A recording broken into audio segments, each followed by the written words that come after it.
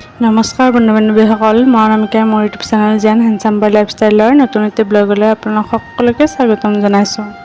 আজি আমি আমাৰ জেন বেটাক ক'ত লৈ গৈ আছোঁ, কি কাৰণে লৈ গৈ আছোঁ, কি কথা, আপোনালোকে সকলোখিনি কথা এইটো ভিডিঅ'ৰ জৰিয়তে জানিবলৈ পাব। ভিডিঅ'টি স্কিপ নকৰাকৈ শেষলৈকে চাই থাকক। বলক তেনেহ'লে ভিডিঅ'টো আৰম্ভ কৰোঁ। মই আগৰ এটা ভিডিঅ'ত আপোনালোকক কৈছিলোঁ নহয়, আমাৰ জেন বেটাক ডাক্তৰে চিজাৰৰ কাৰণে ACTH ইনজেকশ্যনটো দিবলৈ দিছিলে বুলি, 30 দিন দিব লাগিব বুলি কৈছিলে আৰু 30টা ইনজেকশ্যন। জেন বেটাক ইনজেকশ্যনকেইটা দি থাকোঁতে মানুহটো পূৰা ফুলি গৈছিলে, হাত ভৰি হোল বডি তাৰ ফুলি গৈছিলে আৰু ইনজেকশ্যন দিয়া ঠাইখিনি পূৰা ফুলি গৈছিলে। আৰু ইমান সহজ নহয়, 30টা ইনজেকশ্যন তাৰ তপিনাৰ মঙহত দিবলগীয়া হৈছিলে আৰু সেইকাৰণে মঙহখিনি পূৰা ক'লা পৰি গৈছিলে। আৰু এই ইনজেকশ্যনকেইটা দি থাকোঁতে মই মনতে মা কামাখ্যাৰ নাম লৈ মান্তি কৰি থৈছিলোঁ, যেন ভালে কুশলে ইনজেকশ্যনকেইটা দিয়া হয় আৰু এই ইনজেকশ্যনকেইটাই যেন চিজাৰটো কণ্ট্ৰল কৰে মনতে ভাবি মই মান্তি কৰি থৈছিলোঁ। আমাৰ জেন বেটাক ACTH ইনজেকশ্যনটো দিবলৈ আৰম্ভ কৰিবৰ দিনাখনেই মই মা কামাখ্যাৰ নাম লৈ তাৰ ইনজেকশ্যনটো দিয়া আৰম্ভ কৰিছিলোঁ আৰু মনতে মা কামাখ্যাৰ ওচৰত জেনক লৈ মান্তি কৰিছিলোঁ যে ভালে ভালে ইনজেকশ্যনকেইটা দিয়া শেষ হোৱাৰ পিছত মই আমাৰ জেন বেটাক মা কামাখ্যাৰ ওচৰত দৰ্শন কৰাম বুলি মনতে ভাবি থৈছিলোঁ। সেইকাৰণে এতিয়া ইনজেকশ্যনকেইটা ভালে কুশলে দিয়া হ'ল, 30 দিন হৈ গ'ল আৰু এয়া আমাৰ জেন বেটাক মা কামাখ্যাৰ ওচৰত লৈ আহিছোঁ। কামাখ্যা কেৱল এক মন্দিৰ নহয়, এক গুৰুত্বপূৰ্ণ শক্তিপীঠ। এই কামাখ্যা মন্দিৰ অসমৰ গুৱাহাটী মহানগৰীৰ নীলাচল পাহাৰত অৱস্থিত। কামাখ্যা মন্দিৰ কেৱল অসমতেই নহয়, বৰঞ্চ গোটেই বিশ্বতেই এক জনপ্ৰিয় মন্দিৰ হিচাপে জনাজাত। এই মন্দিৰৰ ৰহস্যই সমগ্ৰ পৃথিৱীবাসীকে আচৰিত কৰি তোলে।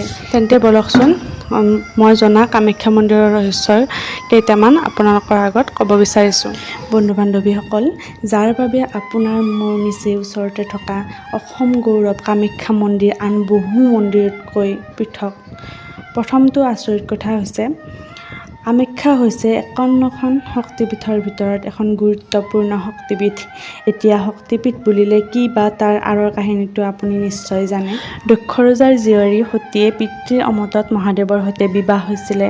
সেইবাবে এবাৰ যজ্ঞ পাতোতে তেওঁ জীয়ৰীক মতা নাছিলে, কিন্তু বিনা নিমন্ত্ৰণে সতী গৈ পেলাই যজ্ঞস্থলী পাইছিলে। যজ্ঞস্থলীত জীয়েকক দেখি দক্ষৰ খঙেই চুলি ৰাগ পাইছিলে আৰু মহাদেৱক ভৰ্ৎসনা কৰিবলৈ আৰম্ভ কৰিছিলে। স্বামীৰ বদনাম সহিব নোৱাৰি সতী যজ্ঞস্থলীতে প্ৰাণত্যাগ কৰিছিলে। এই কথা গম পাই মহাদেৱে শকত বলিয়া হৈ পৰিছিলে আৰু সতীৰ মৃতদেহ কান্ধত তুলি লৈ বিশ্বভূমি ঘূৰিবলৈ ধৰিছিলে আৰু তাকে দেখি বিষ্ণুৱে উপায়ন্তৰ হৈ তেওঁৰ সুদৰ্শন চক্ৰৰে সতীৰ দেহ খণ্ড খণ্ডকৈ কাটি দিছিলে। আৰু এই সতী দেহৰ অংগবোৰ য'তে য'তে পৰিছিলে তাতেই একোখন শক্তিপীঠ গঢ়ি উঠিছিল। আৰু 51খন শক্তিপীঠৰ ভিতৰত হৈছে কামাখ্যা শক্তিপীঠ এখন। বন্ধু বান্ধৱীসকল, দ্বিতীয়টো ৰহস্য হৈছে যে সতীৰ যোনি অংশ নীলাচল পাহাৰত পৰিছিল আৰু যাৰ পৰাই কামাখ্যা মন্দিৰ প্ৰতিষ্ঠিত হৈছিল। আৰু আপুনি বাৰু জানেনে এই কামাখ্যা মন্দিৰ কোনে নিৰ্মাণ কৰিছিলে?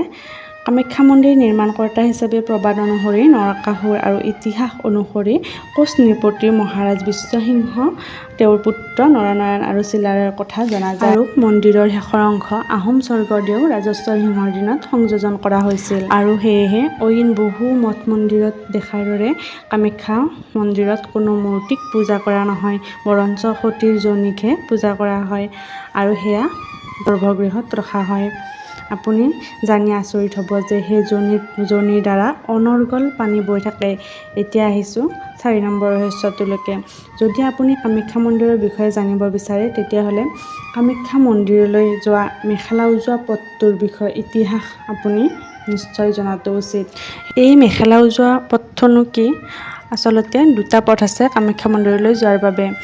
এতিয়াতো সকলোৱে গাড়ীৰে বেলেগ এটা পকী ৰাস্তাৰে যায়, কিন্তু আৰু এটা ৰাস্তা আছে খোজকাঢ়ি যাব পাৰি। এই মেখেলা উজোৱা পথটোৰ ইতিহাস মই থুলমূলকৈ অকণমান ক'ব বিচাৰিছোঁ। দৰাচলতে প্ৰাগজ্যোতিষপতি কিৰাত বংশীয় নৰকাসুৰ আছিল কামাখ্যা দেৱীৰ পৰম ভক্ত আৰু তেওঁৱে নীলাচল পাহাৰত প্ৰথমে প্ৰতিষ্ঠা কৰিছিল। প্ৰবাদ মতে এবাৰ নৰকাসুৰে কামাখ্যা দেৱীৰ দৰ্শন পালে আৰু দেৱীৰ স্বৰ্গীয় সৌন্দৰ্যই নৰকাসুৰক মতিভ্ৰম ঘটালে। তেওঁ দেৱীক বিবাহৰ প্ৰস্তাৱ দিলে। দেৱীয়ে ক'লে যে দেৱী আৰু নৰমনুষ্যৰ মাজত বৈবাহিক সম্পৰ্ক অসম্ভৱ কথা, কিন্তু নৰকাসুৰে কোনো পধ্যেই সেই কথা মানি নলয়। কেৱল আৰু কেৱল দেৱীক বিয়া কৰাবলৈ উঠি পৰি লাগিলে। তেতিয়া দেৱীয়ে পৰিত্ৰাণ পাবলৈকে এটা বুদ্ধি সাজিলে। দেৱীয়ে ক'লে যে তুমি যদি মন্দিৰ দৰ্শনাৰ্থীসকলৰ সুবিধাৰ্থে নীলাচল পাহাৰত নামনিৰ পৰা মন্দিৰলৈকে একে ৰাতিৰ ভিতৰতে এটা শিলৰ খটখটি সাজি দিয়া, তেন্তে মই তোমাৰ সৈতে বিবাহত বহিবলৈ ৰাজি আছোঁ।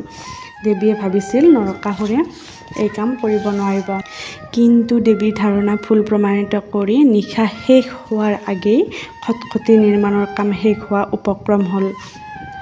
কামাখ্যা দেৱীয়ে দেখিলে যে কথাটো এতিয়া বিষম হ'ব গৈ আছে। সেয়েহে তেওঁ চক্ৰান্তৰ আশ্ৰয় ল'বলৈ বাধ্য হ'ল। তেওঁ কুকুৰাক আদেশ দিলে ডাক দিবলৈ।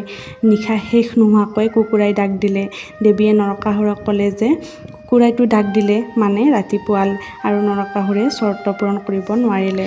এই পথটোৰ নামেই হৈছে মেখেলা উজোৱা পথ, যিটো বনাইছিলে নৰকাসুৰে এৰাতিৰ ভিতৰত।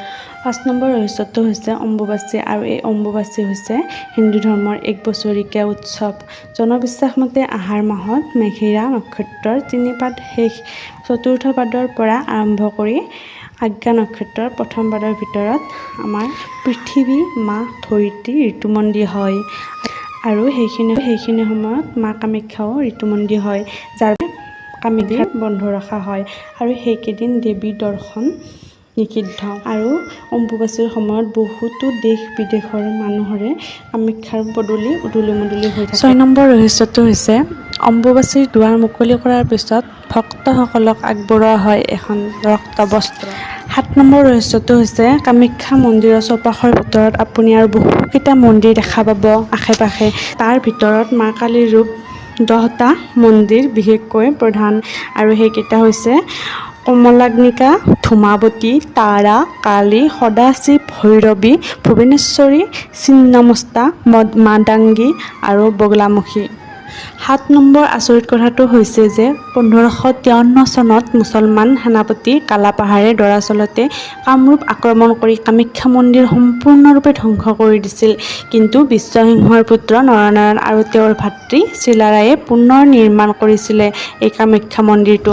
আকৌ সৰ্বশেষত বন্ধু-বান্ধৱীসকল, মই জনা ৮ নম্বৰ ৰহস্যটো হৈছে সবাতোতকৈ ডাঙৰ ৰহস্য। দৰাচলতে এইটোৱে কৈছে যে মা কামাখ্যাৰ প্ৰতি থকা বিশ্বাস, মানুহে দেশ বিদেশৰ পৰা এই মন্দিৰলৈ কিয় আহে, একমাত্ৰ এইটো ৰহস্যৰ বাবেই যে কামাখ্যা মন্দিৰ গৈ যদি কোনোবাই সৎ মনে আৰু পবিত্ৰ অন্তৰেৰে যদি মাক উপাসনা কৰিব পাৰিছে, তেতিয়াহ'লে তেওঁৰ প্ৰতিটো মনৰ কামনা পূৰ্ণ হ'ব। বন্ধু-বান্ধৱীসকল, এইকেইটাই আছিলে মই জনা কামাখ্যা মন্দিৰৰ ৰহস্যৰ কথা। মা কামাখ্যা মন্দিৰৰ ৰহস্যই আন বহু মঠ মন্দিৰতকৈ পৃথক কৰে। গৌৰৱান্বিত যে আমাৰ মাতৃভূমিতে আছে এনে এক ৰহস্যময় মন্দিৰ, আৰু যাৰ বাবে আমি অসম তথা সমগ্ৰ ভাৰতবৰ্ষ গৌৰৱান্বিত। আজিৰ এই ভিডিঅ'টো চাই ভাল লাগিলে যদি লাইক কৰিব, কমেণ্ট কৰিব আৰু শ্বেয়াৰ কৰি দিব, আৰু লগতে মোৰ চেনেলত নতুনকৈ আহিছে যদি ছাবস্ক্ৰাইব কৰিবলৈ নাপাহৰিব। আজিলৈ আহিছোঁ তেন্তে, বাই বাই।